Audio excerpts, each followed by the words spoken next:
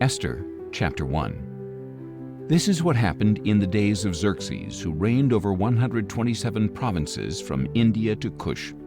In those days, King Xerxes sat on his royal throne in the citadel of Susa. In the 3rd year of his reign, Xerxes held a feast for all his officials and servants. The military leaders of Persia and Media were there, along with the nobles and princes of the provinces. And for a full 180 days he displayed the glorious riches of his kingdom and the magnificent splendor of his greatness. At the end of this time, in the garden court of the royal palace, the king held a 7-day feast for all the people in the citadel of Susa, from the least to the greatest. Hangings of white and blue linen were fastened with cords of fine white and purple material to silver rings on the marble pillars. Gold and silver couches were arranged on a mosaic pavement of porphyry, marble, mother of pearl, and other costly stones. Beverages were served in an array of goblets of gold, each with a different design, and the royal wine flowed freely according to the king's bounty. By order of the king, no limit was placed on the drinking, and every official of his household was to serve each man whatever he desired. Queen Vashti also gave a banquet for the women in the royal palace of King Xerxes. On the 7th day, when the king's heart was merry with wine, he ordered the 7 eunuchs who served him, Mehuman, Biztha, Harbona, Bigtha, Abagtha, Zethar, and Carcass, to bring Queen Vashti before him, wearing her royal crown, to display her beauty to the people and officials, for she was beautiful to behold. Queen Vashti, however, refused to come at the king's command brought by his eunuchs, and the king became furious, and his anger burned within him. Then the king consulted the wise men who knew the times, for it was customary for him to confer with the experts in law and justice. His closest advisers were Carshena, Shethar, Admatha, Tarshish, Meres, Marsena, and Memucan, the 7 princes of Persia and Media who had personal access to the king and ranked highest in the kingdom.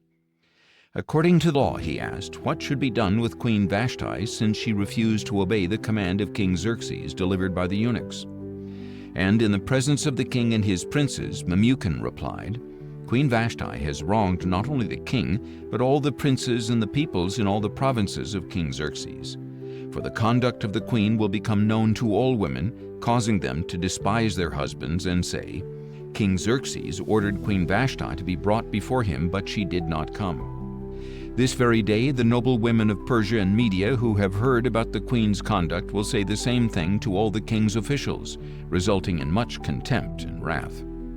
So, if it pleases the king, let him issue a royal decree, and let it be recorded in the laws of Persia and Media, so that it cannot be repealed, that Vashti shall never again enter the presence of King Xerxes, and that her royal position shall be given to a woman better than she. The edict the king issues will be heard throughout his vast kingdom, and so all women from the least to the greatest will honor their husbands. The king and his princes were pleased with his counsel, so the king did as Memucan had advised. He sent letters to all the provinces of the kingdom, to each province in its own script, and to each people in their own language, proclaiming that every man should be master of his own household. Esther chapter 2. Some time later, when the anger of King Xerxes had subsided, he remembered Vashti and what she had done and what had been decreed against her. Then the king's attendants proposed, let a search be made for beautiful young virgins for the king, and let the king appoint commissioners in each province of his kingdom to assemble all the beautiful young women into the harem at the citadel of Susa. Let them be placed under the care of Hegai, the king's eunuch in charge of the women, and let them be given beauty treatments. Then let the young woman who pleases the king become queen in place of Vashti. This suggestion pleased the king, and he acted accordingly. Now there was at the citadel of Susa a Jewish man from the tribe of Benjamin named Mordecai, son of Jair, the son of Shimei, the son of Kish. He had been carried into exile from Jerusalem by Nebuchadnezzar, king of Babylon, among those taken captive with Jeconiah, king of Judah. And Mordecai had brought up Hadassah, that is, Esther, the daughter of his uncle, because she did not have a father or mother. The young woman was lovely in form and appearance, and when her father and mother had died, Mordecai had taken her in as his own daughter. When the king's command and edict had been proclaimed, many young women gathered at the citadel of Susa under the care of Hegai. Esther was also taken to the palace and placed under the care of Hegai, the custodian of the women. And the young woman pleased him and obtained his favor, so he quickly provided her with beauty treatments and the special diet. He assigned to her 7 select maidservants from the palace and transferred her with them to the best place in the harem. Esther did not reveal her people or her lineage because Mordecai had instructed her not to do so. And every day Mordecai would walk back and forth in front of the court of the harem to learn about Esther's welfare and what was happening to her. In the 12 months before her turn to go to King Xerxes, the harem regulation required each young woman to receive beauty treatments with oil of myrrh for 6 months, and then with perfumes and cosmetics for another 6 months. When the young woman would go to the king, she was given whatever she requested to take with her from the harem to the king's palace. She would go there in the evening, and in the morning she would return to a second harem under the care of Shaashgaz, the king's eunuch in charge of the concubines. She would not return to the king unless he delighted in her and summoned her by name. Now Esther was the daughter of Abihail, the uncle from whom Mordecai had adopted her as his own daughter. And when it was her turn to go to the king, she did not ask for anything except what Hegai, the king's trusted official in charge of the harem, had advised. And Esther found favor in the eyes of everyone who saw her. She was taken to King Xerxes in the royal palace in the 10th month, the month of Tebeth, in the 7th year of his reign. And the king loved Esther more than all the other women, and she found grace and favor in his sight more than all of the other virgins. So he placed the royal crown upon her head and made her queen in place of Vashti. Then the king held a great banquet, Esther's banquet, for all his officials and servants. He proclaimed a tax holiday in the provinces and gave gifts worthy of the king's bounty. When the virgins were assembled a second time, Mordecai was sitting at the king's gate. Esther still had not revealed her lineage or her people, just as Mordecai had instructed. She obeyed Mordecai's command as she had done under his care. In those days, while Mordecai was sitting at the king's gate, Bigthan and Teresh, 2 of the king's eunuchs who guarded the entrance, grew angry and conspired to assassinate King Xerxes. When Mordecai learned of the plot, he reported it to Queen Esther, and she informed the king on Mordecai's behalf. After the report had been investigated and verified, both officials were hanged on the gallows, and all this was recorded in the book of the Chronicles in the presence of the king. Esther chapter 3. After these events, King Xerxes honored Haman, son of Hammedatha, the Agagite, elevating him to a position above all the princes who were with him. All the royal servants at the king's gate bowed down and paid homage to Haman, because the king had commanded that this be done for him. But Mordecai would not bow down or pay homage. Then the royal servants at the king's gate asked Mordecai, "Why do you disobey the command of the king?" Day after day they warned him, but he would not comply. So they reported it to Haman to see whether Mordecai's behavior would be tolerated, since he had told them he was a Jew. When Haman saw that Mordecai would not bow down or pay him homage, he was filled with rage. And when he learned the identity of Mordecai's people, he scorned the notion of laying hands on Mordecai alone. Instead, he sought to destroy all of Mordecai's people, the Jews, throughout the kingdom of Xerxes. In the 12th year of King Xerxes, in the first month, the month of Nisan, the pur, that is, the lot, was cast before Haman to determine a day and month. And the lot fell on the 12th month, the month of Adar. Then Haman informed King Xerxes, "There is a certain people scattered and dispersed among the peoples of every province of your kingdom. Their laws are different from everyone else's, and they do not obey the king's laws. So it is not in the king's best interest to tolerate them.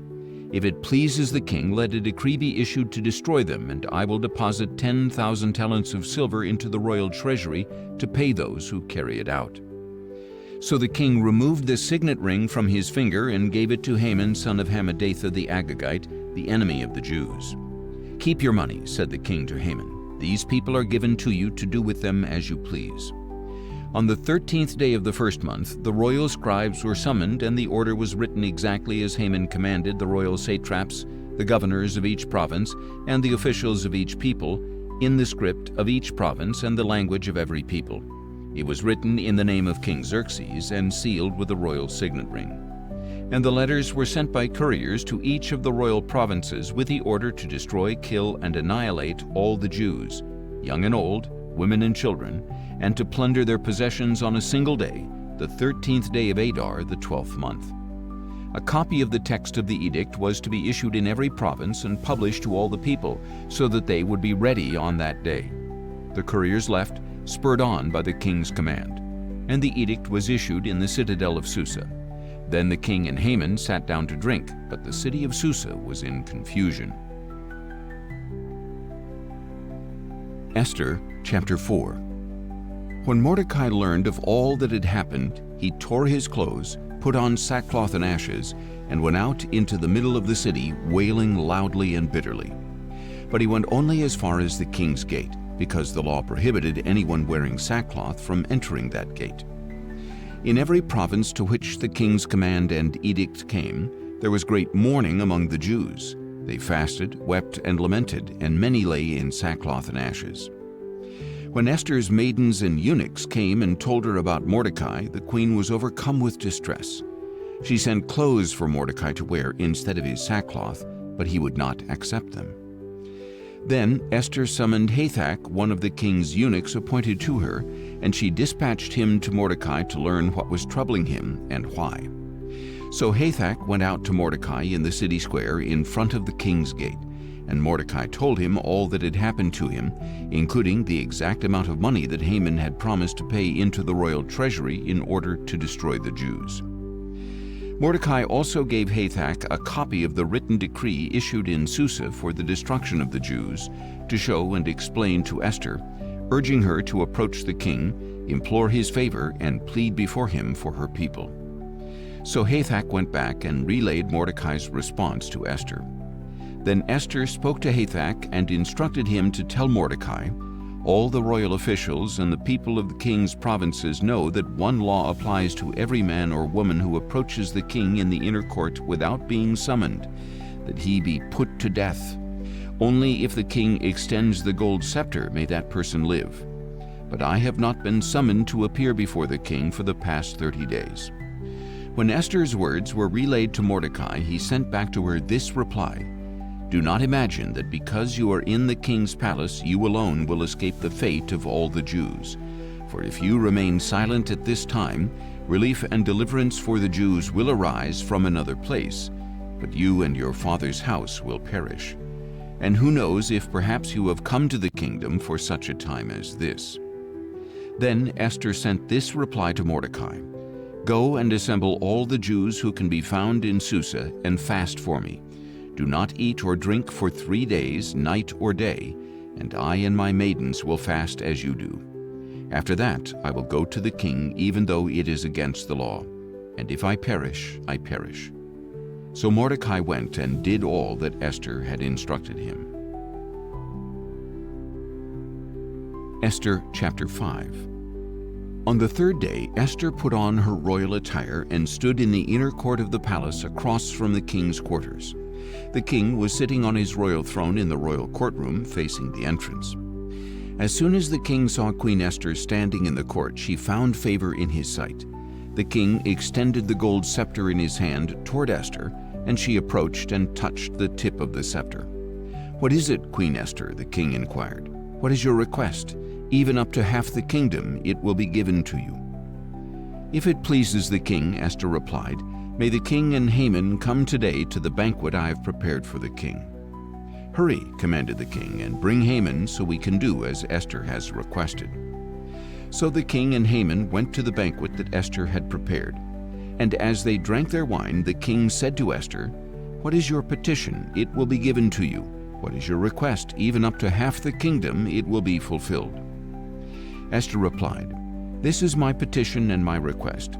If I have found favor in the sight of the king, and if it pleases the king to grant my petition and fulfill my request, may the king and Haman come tomorrow to the banquet I will prepare for them. Then I will answer the king's question." That day Haman went out full of joy and glad of heart. At the king's gate, however, he saw Mordecai, who did not rise or tremble in fear at his presence. And Haman was filled with rage toward Mordecai. Nevertheless, Haman restrained himself and went home. And calling for his friends and his wife Zeresh, Haman recounted to them his glorious wealth, his many sons, and all the ways the king had honored and promoted him over the other officials and servants. What is more, Haman added, Queen Esther invited no one but me to join the king at the banquet she prepared, and I am invited back tomorrow along with the king. Yet none of this satisfies me as long as I see Mordecai the Jew sitting at the king's gate. His wife Zeresh and all his friends told him, "Have them build a gallows 50 cubits high, and ask the king in the morning to have Mordecai hanged on it. Then go to the banquet with the king and enjoy yourself." The advice pleased Haman, and he had the gallows constructed.